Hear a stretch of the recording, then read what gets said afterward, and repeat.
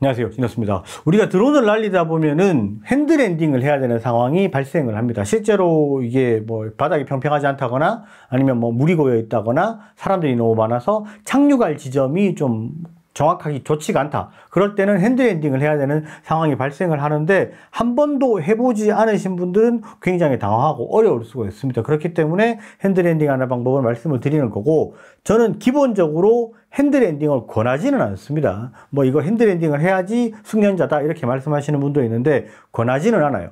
이게 왜냐하면 이게 사고가 날 수가 있는 부분이 있기 때문에 가급적이면은 그냥 평평한 바닥이 있으면 거기에 랜딩을 하시고, 그렇게 할 수가 없는 상황이다. 그럴 때만 핸드랜딩을 하시는 것을 권장을 합니다. 그러면은 핸드랜딩 하는 방법 바로 시작하도록 하겠습니다.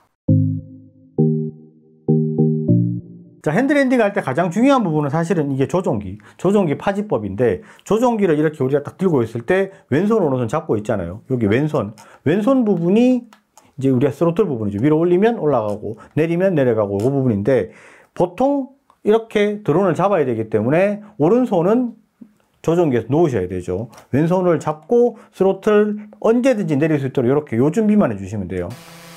우리가 드론을 잡은 상태에서 바로 스로틀을 내릴 수 있도록 이렇게 해주셔야 돼요. 두 번째는 랜딩할 때 손으로 잡는 위치인데, 예전에는 많은 분들이 그렇게 하셨어요. 이게 드론이 있으면은 손으로 내민 다음에 손을 인식하면 그때 다시 내리면 손 위에 살포시 내려앉는다 라고 말씀을 하시는 분들이 있는데, 저 같은 경우에는 손이 되게 작아요. 그러니까 손이 작으신 분들은 그게 잘 안 되고, 그리고 처음에 핸드랜딩을 좀 해보지 않았는데 손을 이렇게 내밀고 있는데 그 위에 드론이 내려온다, 이게 더 어렵거든요. 그렇기 때문에 드론을 일정 높이에 띄워놓고 그거를 손으로 잡는 게 훨씬 더 안전하고 빠릅니다. 자, 지금 보시는 이런 건데, 이게 드론마다 잡는 위치가 조금씩은 달라요. 플립 같은 경우는 사실은 뭐 밑에다 딱 손을 갖다 대면 바로 손바닥 위에 내려오기 때문에, 플립의 경우는 사실은 핸드랜딩이 아예 최적화가 되어 있는 놈이다 라고 말씀을 드릴 수 있고, 실제로 이제 세 가지로 나눌 수 있어요. 에어 3, 에어 3S, 매빅 3, 매빅 3 프로, 매빅 3 뭐 클래식, 이렇게 이제 상위급 드론, 그 다음에 미니 2, 미니 2 SE, 미니 4K, 이렇게 제일 작은 드론, 그 다음에 미니 3, 미니 3 프로, 미니 4 프로, 요거가 조금 잡는 위치가 약간씩은 다릅니다. 자, 제일 먼저 매빅 3 프로를 한번 볼게요. 얘는 에어 3, 에어 3S랑 잡는 위치는 똑같다고 보시면 되고요. 여기 이제 눈앞에다가 드론을 놓으시고 손을 쭉 뻗어서 드론 앞쪽에, 저는 보통 모가지 쪽이라고 부르는데, 요 목 있는 부분, 요 짐벌 바로 뒤쪽의 바디 부분을 딱 잡아주시면 돼요. 이렇게 잡았을 때 주의해야 될 게 뭐냐면, 드론이 떠 있을 때 잡고 나서 이렇게 잡아 챈다거나 아니면은 이렇게 잡고서 민다거나 옆으로 옮긴다거나 위치가 변하면 안 돼요. 잡았을 때 그대로 손이 이렇게 탁 잡고 있어야 됩니다.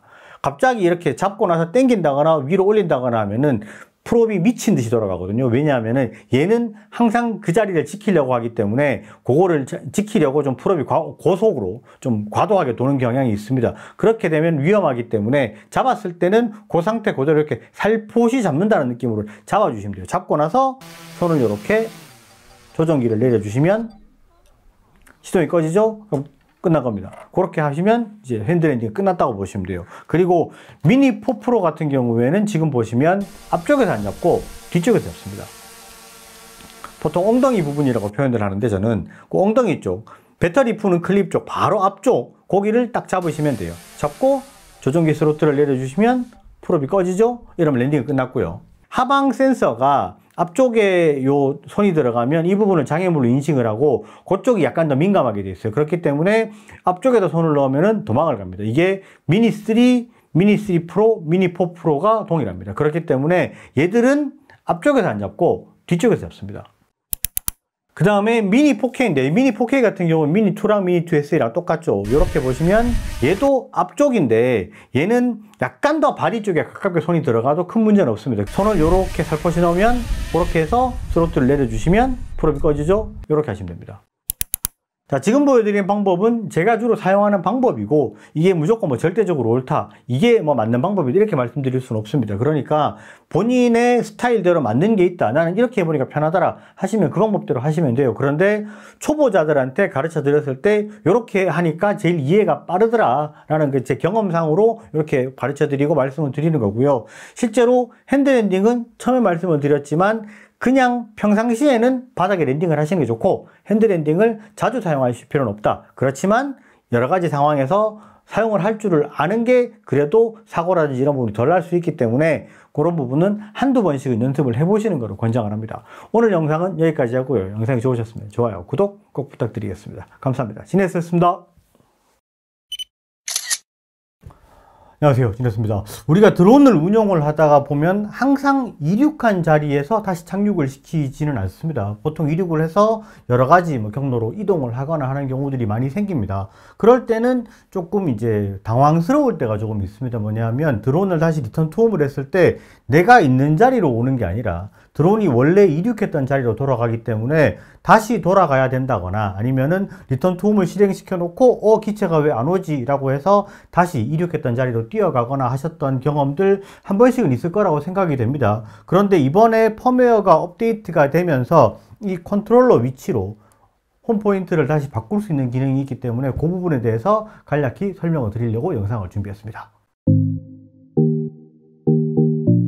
자, 영상을 본격적으로 시작하기 전에 먼저 말씀드릴 게 있습니다. 조종기는 최신 버전으로 펌웨어를 업데이트를 다 해주셔야 돼요. 그리고 드론의 펌웨어도 최신으로 전부 다 업데이트를 해줘야지 가능하다는 거 반드시 생각하셔야 되고요. 그럼 영상을 시작해 보도록 하겠습니다.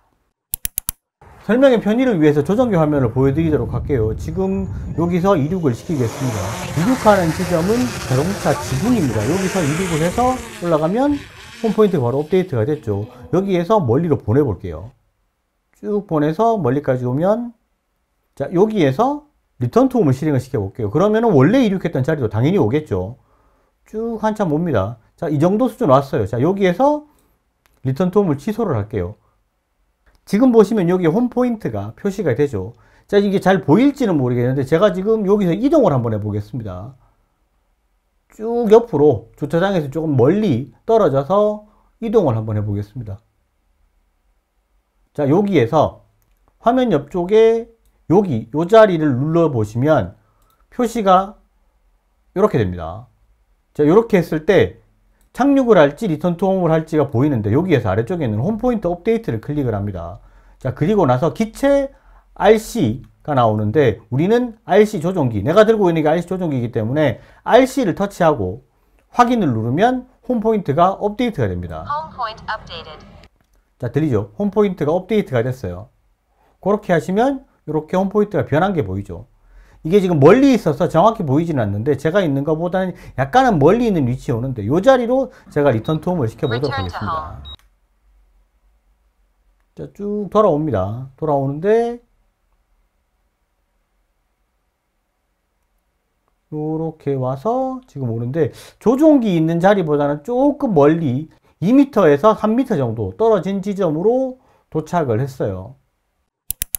자, 마지막에 올 때 이게 조금 거리가 차이가 있었잖아요. 이거는 GPS를 기반으로 움직이는 거기 때문에 사실 거의 맞는 경우도 있고 조금 멀리 떨어지는 경우도 있었습니다. 이거는 당일에 이제 KP 수치라든지 아니면 GPS 교란하는 그런 여러 가지 상황에 따라서 약간씩의 차이는 있을 수 있다는 걸 생각을 하셔야 되고, 제가 한 10번 정도 테스트를 해봤거든요. 날을 여러 번 해서 테스트를 해봤을 때 거의 제자리로 오는 경우도 있었고요. 한 1, 2m 안에는 대부분 다 들어왔던 걸로 생각이 되고, 조금 멀리 간 게 한 4m 정도 수준의 차이가 났었는데 실제로 조종기, 컨트롤러가 있는 그 위치에서 크게 벗어나지 않는 정도 수준이었다라고 보시면 될 것 같고, 이렇게 해서 사용을 하시면 조금 더 편리하게 사용을 하실 수 있을 것 같습니다. 오늘 준비한 영상은 여기까지고요. 영상이 좋으셨으면 좋아요, 구독 꼭 부탁드리겠습니다. 감사합니다. 진이었습니다.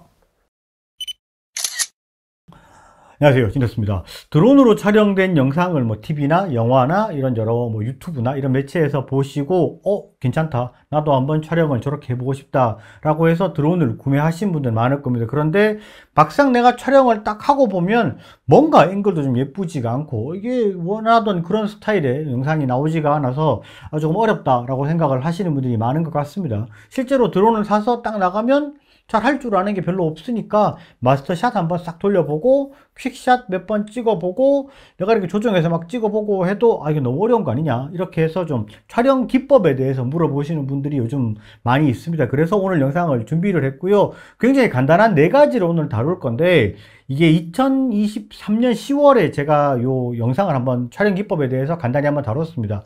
그 영상의 2탄이라고 보시면 되고요. 그 영상은 요 위쪽에 링크를 달아 둘 거니까 거기서 먼저 1편을 보시고 오시는 게 이번 영상이 조금 더 이해하기가 쉬울 것 같습니다. 오늘은 4가지를 다룰 거고요. 간단한 정말 심플한 촬영 기법이고요. 어떻게 조정하면 되는지 디테일하게 알려드릴 거니까 바로 시작하도록 하겠습니다.